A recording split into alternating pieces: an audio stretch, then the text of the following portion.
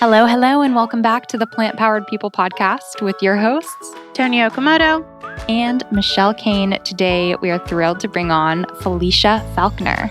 Felicia is a college student who is actively dating. She shares her hilarious stories, and we're excited to share her story with you today. Yep, for anyone who might be in college and plant-based, this one is for you. So without further ado, let's jump into the show.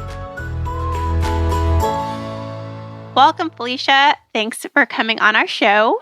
Thanks for having me. We're so excited to have you here. How did I discover you? I think I've discovered your videos randomly on YouTube. Did I just email you out of the blue? No, I actually emailed you. I was reaching out to a bunch of different people on Instagram, and I think I found you on Instagram, and then you emailed me. I included the link to my YouTube because I was like, I don't know if you'll like me, so you can look at my videos to see if you do. And then you were just like, oh my gosh, I love them. And then since then we've kind of been in communication.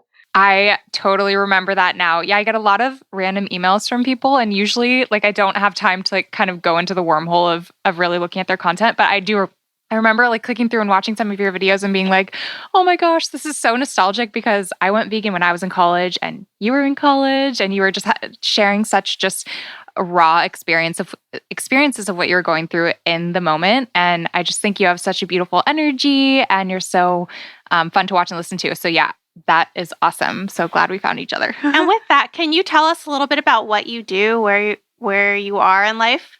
So right now I'm 22.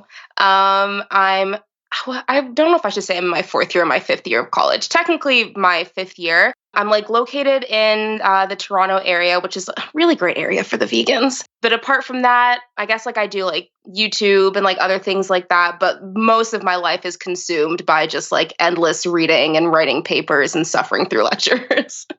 I was just in the Toronto airport yesterday. Was today? No, 2 days ago. 2 days ago, I was in Toronto. And then 2 days before that, I was in Toronto. I was speaking at the London Veg Fest. And oh, that's so cool. It was pretty cold in Canada. I'm not going to lie. I'm not used to it. And I looked up for my talk because I was going to mention the weather. But you all say Celsius. And so I did a conversion. And I was, what is it? 24 degrees Celsius is how warm it is here where I live. That sounds beautiful. It's so cold today. I think it's -1. It's snowing outside. Oh my gosh. Yeah, it was snowing when I got there and it was freezing. Anyway, very cool that you're in college. As Michelle mentioned, both of us were inspired to go vegan in college, and we would love to talk more about that. But first, can you tell us about what life in Canada is like for the standard diet? What are people eating usually? What did you grow up eating? What was your family eating like? I would say it's pretty similar. Honestly, Canada is just the annoying little sibling to the US. We just kind of copy everything that you guys do. So I would say our diet is pretty similar to American diet, but I don't know, just lots of fast food, McDonald's, Wendy's, A&W, but then just also if you're trying to be healthier, I guess, maybe you might have some grilled chicken or whatever. But my diet growing up was a bit different because my parents are both Jamaican immigrants. So I grew up eating a lot of Jamaican food with I don't know, curry goat and oxtail and plantain and a ton of things like that. But bun and cheese on Easter, I guess it's I don't know, American. Pretty much. Cool. And when did you decide to start eating healthier and then go into vegetarianism or veganism? I actually decided to start eating healthier when I was in high school. Honestly, growing up, I feel I was one of those kids, you're just walking outside, you're why do they look like that? Why do they think it was okay to leave the house like that? That's, and at a certain point I was just okay, I'm going to start actually putting effort in. So. But wait, can you tell us what that is? So what did you look like? And you should definitely send us a photo so we can drop that in the show notes. Oh my gosh, if I can find, I feel I deleted a ton of them and privated them on Facebook because I was so embarrassed. I would never leave the house unless I was always in a graphic t-shirt. I wore my hair in that super high bun, but I would use always have a headband on, but sometimes it wasn't even a real headband. I don't know if any of you played soccer or something, but there's this, I didn't even play soccer, so it didn't make sense that I think it's called pro wrap. Yeah, I would use like pro wrap as like a headband. And it's like, why was I doing that? I don't know. I totally remember when that was like the cool thing to do outside of sports as well. Yeah. Michelle played soccer and that was her jam. Heck yeah. And they came in like every different color. Yeah, it was amazing. I mean, looking back now, I feel like it was disgusting. But like in the moment, I was like, oh, I look great. This is a look. I wish I could see everyone that I meet, like if they could just a 12-year-old photo would just pop up because I feel like all of us look back and we're like, what were we doing? Like I wore overalls and a backwards black hat every day of 5th grade. Like what? I was It's just cute. a part of growing up. Toni looks exactly the same, decade after decade. I always envy those people. You're lucky, Toni. Anyway, you saw other people walking down the street and you were like, whoa. I need to get my life together. This is the moment. So I think in like grade 11, I started like working out and kind of like being more conscious of like the things that I was eating. But it didn't even like really occur to me to go vegan until I was like in university. But I started to kind of like eat less chicken nuggets and fries and things like that later on in like high school. So like grade like 11 or 12. Awesome. And then scooting way back to your family growing up, making a bunch of Jamaican food, were you like in the kitchen? Did you help cook? Was that a big part of your identity? How integrated into who you were was that? So I would say that my main role when it came to cooking food was actually just eating it.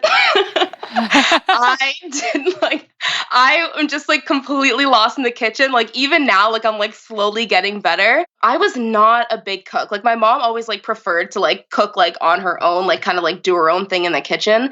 And so I never really like had to like have those skills. Yeah, I'm just like two left feet or two left hands, I guess, in the kitchen. Like it's just awful. Yeah, that's kind of how I was growing up. And so it made it once I got to the point where I went vegetarian and then went vegan, I feel like it's a whole other level of challenge when you start having to make your own food, but you have no experience in the kitchen. It forces you to learn how to cook. I can cook now because I'm vegan. Like I had to learn how. Same.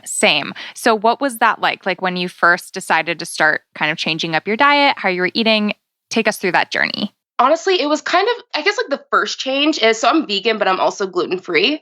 And I became gluten-free before I went vegan. So I was having like some just like health issues. My mom ended up bringing me to like a naturopathic doctor and she was just like, okay, like you can either cut gluten out or you can suffer forever. It's your choice.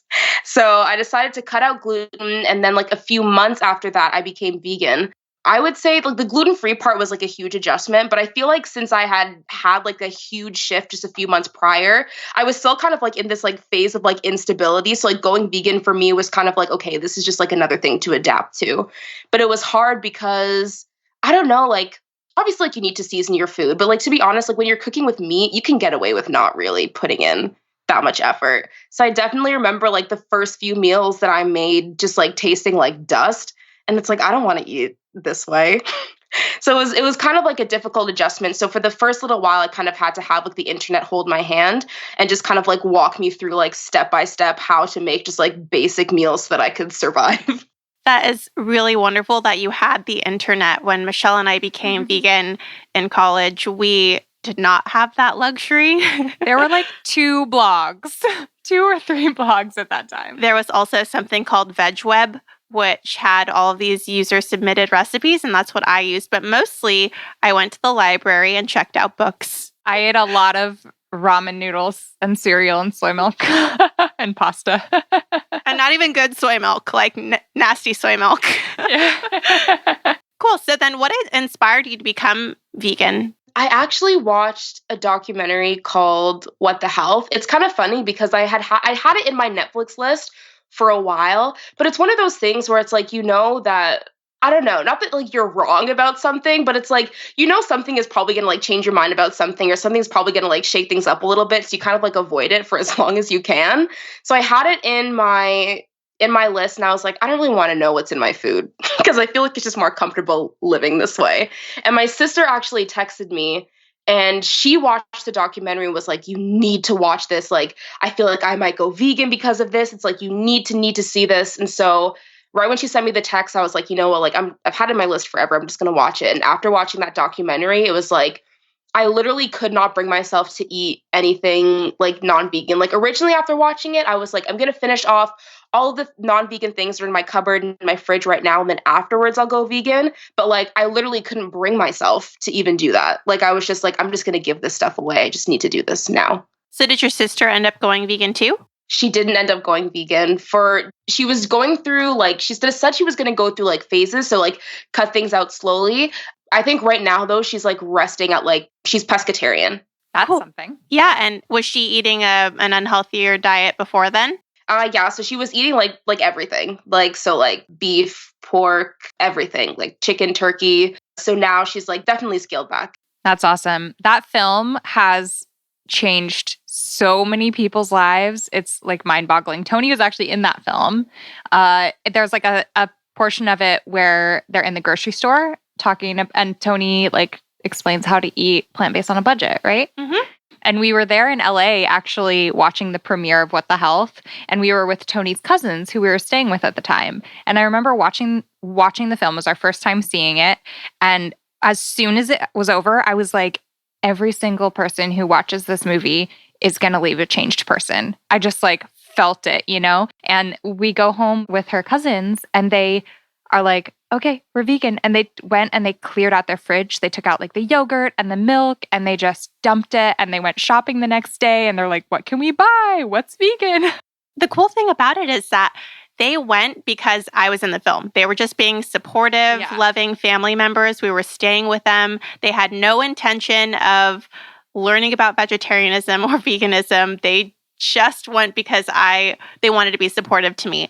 And it was so transformational for their entire lives. They still message me regularly saying, oh, I'm so excited to be vegan. Thanks for introducing this to us. And now they're into animal ethics. It started for specifically health reasons, but my cousin is like, oh, we want to go to Gentle Barn. We want to go to Farm Sanctuary. It's really sweet. I can't wait to go back this year because we stay with them pretty much every year that we go down to LA for an event called the Natural Products Expo. And I can't wait to go back this year and like make food together and just see how much has changed. That's so cool. So you mentioned you went vegan at university. How has that been for you? I know that. Oh, wait, are you living in the dorms? No. Okay, so you have a kitchen. Yes, I do. Thank God. Awesome. So take us through that scenario when you went vegan in college, in university. How did that go? It was hard. It was really difficult because I feel like, I don't know, like a part of the college life is you just like don't eat properly. Like that's like part of like college culture. So I was like really used to, which is awful, but I was really used to just like being able to just like grab whatever on campus. Like, okay, well, I'm going to be like staying late in the library. Like, oh, I'm just going to like go grab a burrito. Like, I'm just going to like go grab like $1 meal from like Wendy's or whatever. So it was really hard, like making that like shift to just like, okay, well, now I can eat at every single restaurant on campus to like, okay, well, now I can eat at like 3. Yeah. And I don't know about you, but when I was in college, there were like 3 options for food. I didn't have a car, so I could eat at the dining hall on the north side, the dining hall on the south side, the vending machines on campus, or there were like maybe 3 to 5 restaurants I could walk to. What's that like for you? Like, how much do you have access to on your campus? My university, it's kind of like different from like, I don't want to say like different from like other, well, it kind of is, because on our campus, we have like, it's like this area called York Lanes, where basically they call it a mall, but it's not really a mall. It's almost like a mini food court, like within campus. So we actually have like almost like a mall food court on our campus. And so there are like a lot of different food options. We do have just like normal like college style dining halls, but I'm also really lucky to have like a ton of like actual restaurants, like Wendy's and like Thai Express and Zteca. I don't know if any of those will sound familiar to anyone, but they're real chains. So I'm lucky to be able to like have access to a lot of things, but then also unlucky in the way that like now like I can't, they're there, but they're not for me.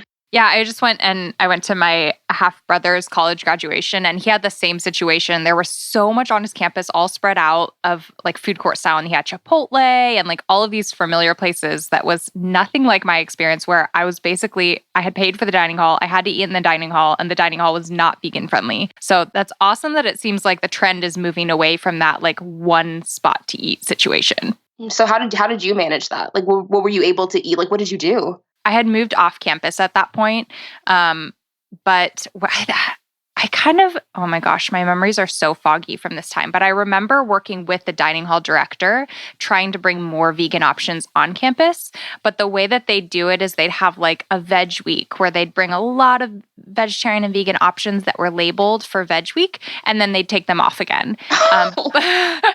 So like we'd eat really well for a week and then not so well, but it got them used to like making more creative meals and stuff. And this was at like the very early time where very few people on campus were vegan and no one was really speaking up about it. And I'm sure that's changed so much. We were just like in that very beginning stage of trying to advocate for those existing. But I ate a lot of, I had a mini fridge, I remember, in my dorm, and then we also had access to like one kitchen on the dorm floor, so we had like a microwave and stuff. So I would get things that I could easily make myself, but it was a lot of very simple meals that were the same thing day after day after day. It's also becoming a lot easier here in the United States with initiatives like the one that our friend Christy Middleton is running, where she's trying to bring vegetarian and vegan options into college campuses. And it's common from I went to UC Davis and they have a soy milk machine and they have just mayo in a pump. It was so cool to see these options available in the college cafeteria. Yeah, on our like progressive California college campuses.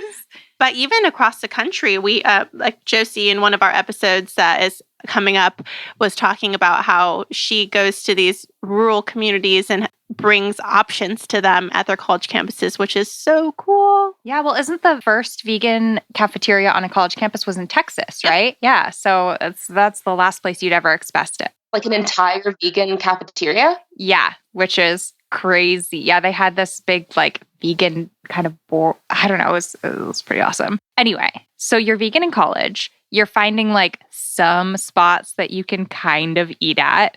You're not used to cooking at all, but you have a kitchen. What happens next? Do you start playing with more recipes? Like, do you start kind of venturing out further to find some vegan restaurants? Like, when do you discover apps like Happy Cow that makes that easier? Take us through that. And what's it like with friends? Like, your friends are going out to eat. You're probably going to go where they're going. I feel like with the cooking thing, like even now, like I still like rely on like the internet a bit. Like if I want, like I have like my staple things that I'll make for myself. So like, I don't know, like fried rice or like pad thai. I don't want to call it pad thai because it's like my version of pad thai, or like cereal, oatmeal. Like I have like all of my staples of like things that I make. So now like it's like a routine where I'm just like, I don't have to think about what I'm making anymore. It's not like a shock or uncomfortable to make vegan food. It's just like, oh, well, I've been vegan for like a bit over a year now. So like I'm kind of like more into that groove. But if I want to like branch out a bit, like I'll like go on like blogs, like Minimalist Baker is like a really good one that I use just to like find like inspiration of like new things that I can make. But I would say like definitely more of the difficulty does come when I'm going out to eat with my friends, because especially at the beginning, people like don't know a lot about veganism. I think that people think that they know a lot about veganism. Even like myself, before I went vegan, like my idea of vegans is completely different from what it is now. Like, how do people talk about vegans? It's like, okay, like you guys, like, are you gonna have lettuce? Like, you're just gonna have some kale? It's like, no, I'm eating real food. But people don't like talk about that, like that side of veganism of people just being normal. I feel like vegans are always like kind of like perceived as being these like health freaks who only eat vegetables and who refuse to eat like any fat and like all of those things. And like, sure, there are vegans that are like that, but the majority of vegans were just eating normal food that is also vegan, but people don't see that side, so they don't understand it, I guess. So you said you have some meals that are in your rotation and that you're familiar with now, but what do you take for snacks to class? Ooh, okay. So recently I have developed a very serious love for it's this brand called Made Good. They have these like little granola bites. I love them. I eat them like candy. Like it's amazing. Also really big on Harvest Snaps. My campus actually recently opened a grocery store, which has absolutely been a lifesaver because I'm able to just like go in, grab a banana. They have a lot of vegan things there too. So they have like little boxes of like chocolate almond milk. So like my go-to snack for class right now has honestly been one banana, a box of chocolate almond milk, and granola bites. And I'll just like go into class and like snack on that. I don't know, like things like that, like chips. I consider fries a snack. So like fries too. Yeah. Are you working in addition to classes? Yeah, I am. So I work part-time actually at my university. What do you do? I don't even know how to describe.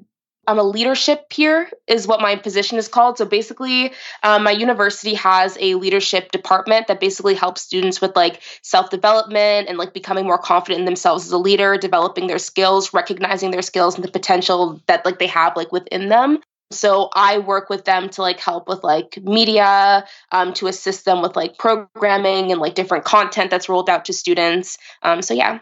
And have you found that you are saving money with your vegan diet, or do you spend more money because you're eating a lot of pre-packaged foods? Honestly, I feel like the amount of money that I spent as a non-vegan and as a vegan is relatively the same. Like I haven't noticed that I spend more money like at all. I would say like when I do see like kind of like hikes in like my spending is when like I'm going through like those.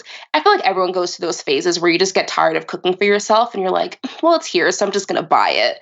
And so like when I'm like, if I want to buy like a box of like vegan mac and cheese, for example, it's like that's obviously gonna cost more than just like buying like I guess like a quote unquote like a normal box of mac and cheese. But for the most part, when I'm just like living my life normally and I'm not, throwing my body away to the wind and just eating crap all the time, for the most part, it's pretty manageable. It's the same as it was before. Speaking of vegan mac and cheese, I watched a video where you put away 2 boxes of vegan mac and cheese, and I was so impressed. I was like, damn, that's a lot of mac and cheese. Toni, I can't believe you're impressed. This is the woman that always orders double ramen in her ramen noodle soup. Well, after Cehn came on the show and said he eats triple noodles, I'm put to shame forever. But 2 boxes of mac and cheese. And I'm going to put that video up on the show notes. The plate is like, it's a huge plate. Yeah, I wanted to dig into that so hardcore. Like, I feel like we would be instant foodie friends if we were in the same place, you guys. It's just so good. That video was about dating, and that's something I'm super curious to hear about. You're in college, you're dating, and you're vegan, and you're not only dating, but you're dating online through apps. And I know my own experience, which I can share at some point in this episode, but I would love for you to share some of the stories of people that you've met and how, if they've been receptive to your veganism or if you only date vegans or how it all works. I've actually never dated a vegan. I don't think I've ever met, so I'm straight. I've never met a male vegan before, I don't think. But yeah, so I feel like the worst thing that's happened to me, it's been kind of hard. It's made it like a bit more difficult. It's not that like I can't get like any dates at all now, but it's just like kind of like a bit more difficult to navigate. Cause like the typical thing is like, oh, like let's get drinks, let's go to a restaurant. And so it's kind of like, it's weird in that it's just like, well, you're not going to really have any choice or that much choice in where we're going because there's only like specific places in the city that I can eat. Especially since I'm like gluten-free, I like have to eat at vegan restaurants because they're the ones that cater more to like vegan options. So I remember I was talking to this guy on Bumble and we were having a great conversation. Like, I don't really know I do know where things went wrong. So we were planning our date and so I was just like, yeah, we can just like go to a restaurant. And like, by the way, like I'm just letting you know that I'm vegan. So it's probably going to have to be at a vegan restaurant. And then he just never answered me after that. So vegan is not on your profile? No, I don't put it there. I don't want to say that I hide it. But like kind of because like I know what people think of vegans. Like I don't want people to like see me and then automatically be just like, oh, like she's vegan, swipe left. So like I want to be like, oh, like look at my personality shine. I'm so cute and like funny. And then just like, and I'm vegan too. And like, I don't know, because I was at my sister's birthday dinner and this guy mentioned, or we were like at like a buffet and this guy noticed that I was only eating like a select few things like over lettuce. And over again. Yeah, because that's like all that go to a buffet. It's like you're gonna be disappointed. I think like all I could eat at that entire buffet was cucumber rolls. Like that was it. I was just eating cucumber rolls the entire time. And he noticed it and he's like, oh, are you vegetarian? And I was like, no, I'm actually vegan. And he literally separated himself from me and like gave me this face like, oh, like you're vegan and like leaned away from me. So I'm trying to avoid that reaction from people.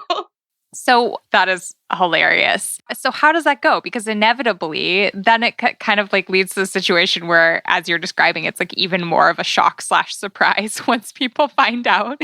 Have you had any experiences where you've been like on the date already when they find out you're vegan, and like how does that go down? I usually tell them before, especially because it's like we're going to a vegan restaurant. They'd be like, okay, well, like, why? But I do remember being on a date with someone, and they didn't know that it was an all vegan restaurant. I feel like maybe they just thought like, oh, like I'm gonna go to a restaurant that has like vegan options.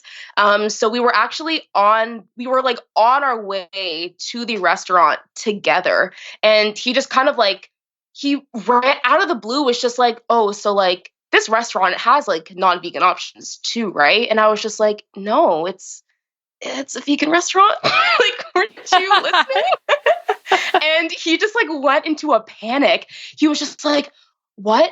What? I thought it was just like only part vegan. Like I thought there was other like non-vegan stuff there. I was like, no, like it's just a vegan restaurant, but like don't worry, like you'll be fine. Like they have really good stuff. And he just went into like a panic. Like as we were like riding by, he was like pointing at restaurants. He's like, oh, like we could have eaten there, or we could have eaten there, we could have eaten there. And I'm like, why are you so afraid?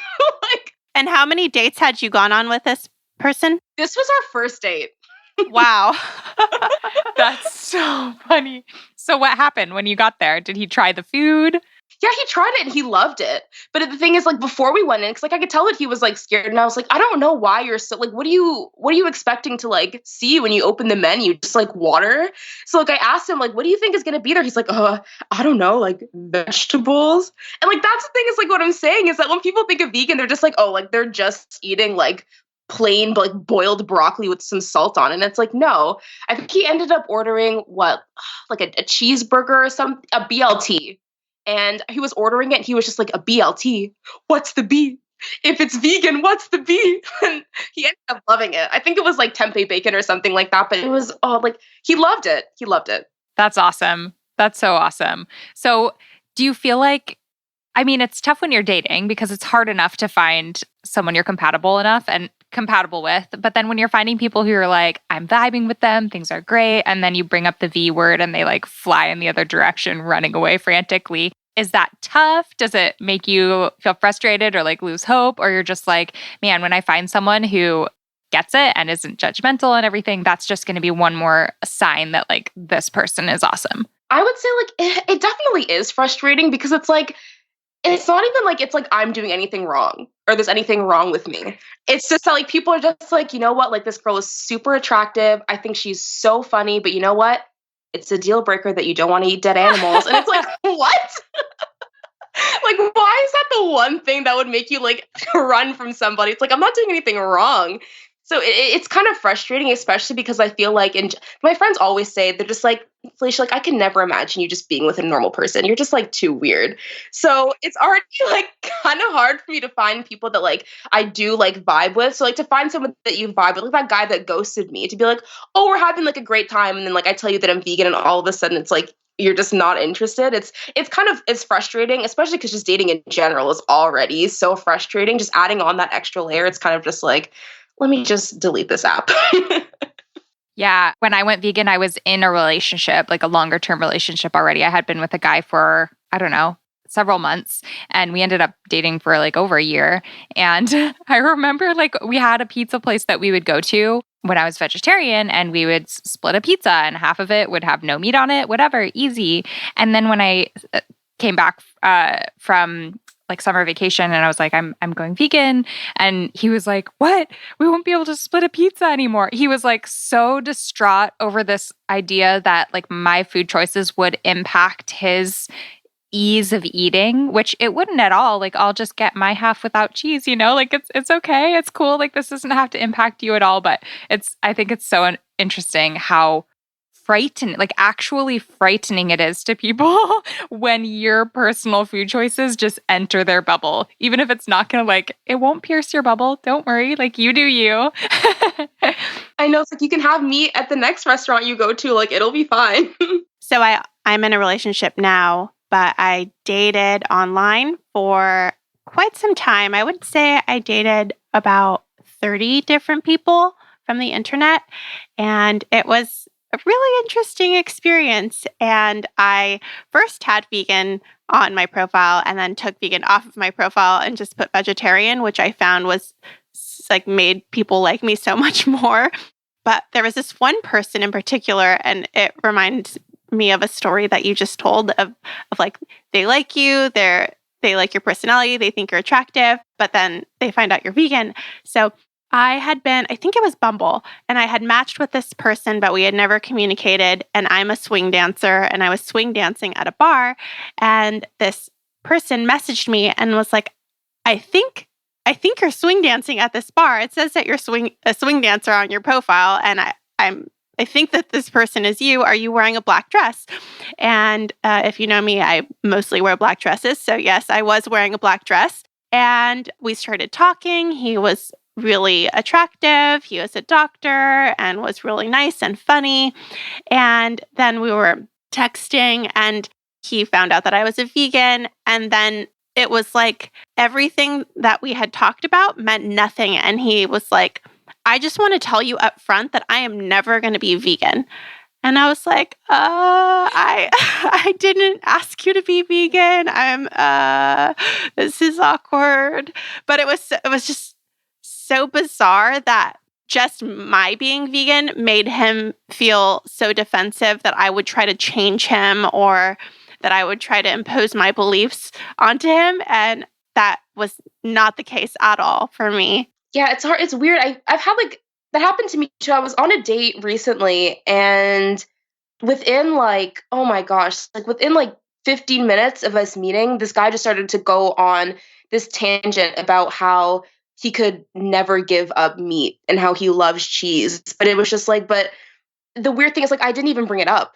It's like you're just deciding to go on this tangent about how you could never go vegan and like you could never do this. But like I completely relate. It's like, well, I'm not asking you to do like any of those things. I'm not forcing this on you. But I feel like a lot of people, it's like their first thing like is to just like get defensive. I feel like people think that like just by virtue of you being vegan, you're judging them or you're going to try to force something on them. And I feel like that's kind of like a part of it that like people like find you unattractive after that, because it's like they automatically assume that you're judging them and that you're going to be this pushy person who's screaming meat is murder at the dinner table. And it's like, well, no, like I'm literally just living my vegan life. I'm not going to like force you into anything, but you also don't have to go on this like weird defensive tangent about how you don't agree with me and how you're never going to change your ways. It's like I didn't even start this conversation, so I don't know why it's happening. Yeah, and we're making this seem like an impossible thing, but I had a lot of fun dating different types of people who were not vegan, people who were not in social circle. And I ended up dating someone for a couple years who was not a vegan, and he became vegan. And even when we broke up, he stayed vegan. And then his new current girlfriend, who wasn't vegan, is now vegan. So because we had other things in common and we had this really solid foundation and friendship, it turned into something that introduced him to all different types of things surrounding veganism, not just food related, but animals too. And then it trickled on from there. So I know we're making it seem like it's a little bit impossible to find someone, but there are people out there who are super nice and will accommodate you and support you and also maybe even change. Yeah. And it's like, it's interesting because when you step into a new relationship, usually everything's like giddy. You love everything about the other person. Like it takes months or even years to start like nitpicking people down. But throwing the vegan factor in there is kind of a nice like little test to see like, how does one react to something that's a part of me that's different from them, you know, that you kind of have to acknowledge a bit sooner. And I think how people react to that, if they're just like comfortable, like, oh, that's awesome. Good for you. Like, tell me why you're doing that. Oh, I support it. You know, like that's a beautiful thing to see that come out of someone. Have you had any like really positive experiences when you share that with guys that you're dating? Yeah, I went on a date a few weeks ago, last month sometime. And when he already knew that I was vegan. I was set up with him by like one of my friends. So he already knew that I was vegan. And like when we started like talking, he was just like, yeah, I'm actually at the grocery store right now, just picking up some ingredients to make some vegan chili. Just wanted to try it out. Like, I was like, oh, Okay. Yeah, like it was really sweet. And like he was super open to like going to like the vegan restaurant. He was like really excited about it. And it was just like that was actually the first time that I'd had like a positive experience where someone hadn't like gotten really defensive or been kind of like up in arms about it. So it was like really refreshing and also kind of like what we're doing now, kind of like a nice breath of fresh air of just like, okay, you know what, like there are people out there that aren't going to make this a huge deal and aren't immediately going to like shut you out because of this. Like things didn't end up like working out, but it was just like nice to at least be able to like have that experience of like, okay, well, you know what, like there's hope. There's someone out there. Yeah, and like PSA for anyone who's listening who might be on the dating scene, who might not be plant-based or vegan, like you don't have to ever be willing to go plant-based or think about going vegan to be awesome supportive person in a relationship. Like it can be as simple as being like, wow, this person that I really like is plant-based. Like maybe it'd be cool for me to look up a recipe and make a cool plant-based meal. Like it gives an opportunity for something extra thoughtful that you can do for people. And also it's just like, there's ways to be supportive and kind and open-minded without having to feel threatened in your own like choices. Yeah. I thought you were going to say PSA, Felicia is single in Toronto. That too, everybody. I was like, oh gosh, where is this going? You can find you can find the link to her dating profile. No, just kidding. We got you, Felicia. We'll send all the good ones your way. Oh, wow, thanks. I appreciate it. On that note, we're going to get things wrapped up, but are there any resources that you recommend for people listening who are either in college or who are dating, or just advice that will help people along on their plant-based journey? I would say just like general advice I would give to people is to just go at your own pace and do what's manageable for you at the time. Like I'm a super big advocate of just like, even if you're just trying to go vegan, if trying to go vegan is as much as you can do like in that moment, then just try to go vegan and like just do as much as like you possibly can. I think that's like absolutely the most important thing. In terms of like resources, I think I mentioned them like earlier on, but like the Minimalist Baker, love the Minimalist Baker. A lot of like really simple recipes. There's a YouTuber that I watch called Emily Ewing. She's a chill vegan on YouTube. She posts a lot of what I eat in a day videos, and I love her videos because they're super just like very like simple and basic, just like what normal people eat. There's no like fancy like flair, just like you have to like go search for this like specific seed in like the rainforest to make this meal. It's just like very simple, everyday college student food, and I absolutely love it. And then meat. Yeah, so tell us about your resources. So I have my YouTube channel. So it's by Felicia. It's BYFELICIA. So funny, by the way. It's Thank you. very clever. I was like tortured with that for like months. So I was just like, you know what? Let me capitalize off of this a little bit. But yeah, so my channel's by Felicia. I do like vlogs, just like random videos. And I also throw in like a few recipe videos here and there whenever I learn how to make something new. I'm just like, let me share this. I also have my website, so FeliciaFalconer.com, and all of the recipes that I've ever shared online, you can find them there. And yeah, also my podcast, The Vegan Inquisition. So tell us about your podcast. I've listened to a little clip of one of them and I was like, oh my God, this is so good. And I have it like ready to go and I can't wait to like binge listen to a bunch more. But tell us a little bit about your podcast. So my podcast is basically just, it's literally just like 30 to 40 minutes of me complaining because I feel like, so basically it's like a storytelling podcast. So like I basically just like tell stories about some of the weird things or sad, awful things that have happened to me like since I've gone vegan, but I always tell it in like a comedic way. So like it's still entertaining. So like I've told stories about like chefs making me like weird food that no one would even feed to like a sewer rat and being like, you're vegan, you'd eat this, right? Or just like stories about like going on like dates with guys and like them doing weird things. So basically it's just like a storytelling podcast that shows like the not so bright side of veganism.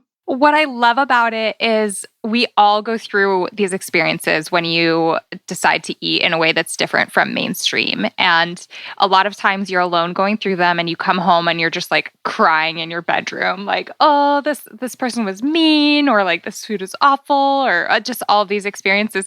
But your show and your podcast and your videos just shows how you can have such a sense of humor about what's happening. And all of these like really traumatic or sad or just funny experiences are stories you can tell later. Like they're making your life rich and exciting with hilarious experiences that you can look back on and laugh at later.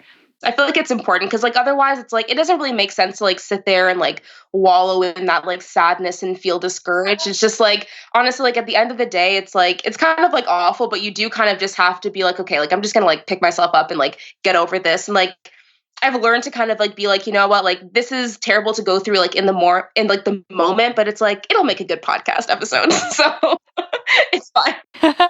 Yeah, it's so important to be able to find the humor in things and just have like that positive outlook on. And that's important if you're going to stick with this for the long haul, because you have to be able to like develop a backbone to take the well-meaning but kind of cruel jokes and everything and just like have a sense of humor about it all, or you will literally go crazy. And I think that that's a good message in life in general, is sometimes life is not that glamorous and fun and exciting, but you can have a good outlook and be positive and tell these really not so fun stories later and maybe get a chuckle. Yeah. Well, thank you so much, Felicia, for coming on our podcast. We really appreciate it. We're definitely going to drop all of your links in the show notes at plantpoweredpodcast.com. Thank you. It was so nice talking to you guys. Yeah, this is awesome. And I get questions from younger people all the time on YouTube who are in college, struggling and needing guides and needing advice. So I'm excited to be able to point them to this podcast, but also to all of the resources that you create in the world. So thank you for the work that you do and for joining us today. All right. Thanks for having me. I hope you guys enjoyed that episode. I have been watching Felicia's videos and I just love her vibe. And I knew this was going to be a fun conversation and I hope you guys enjoyed it. And if you want to help us out, we have a Patreon and we're so excited because we now have 3 Patreon supporters. Woohoo! You guys know who you are. Thank you so much. It really means the world to us. And yeah, there's a lot of time, energy, equipment, thought that goes into making this, and we want to keep it going, keep it strong, so your support really does make a big impact. You can get the link to that and all of the show notes at plantpoweredpodcast.com. And we will see you guys there. Thank you guys for listening. Don't forget to subscribe, leave us a review if you feel so inclined on iTunes, and we'll see you in the next episode. Thank you. Bye-bye.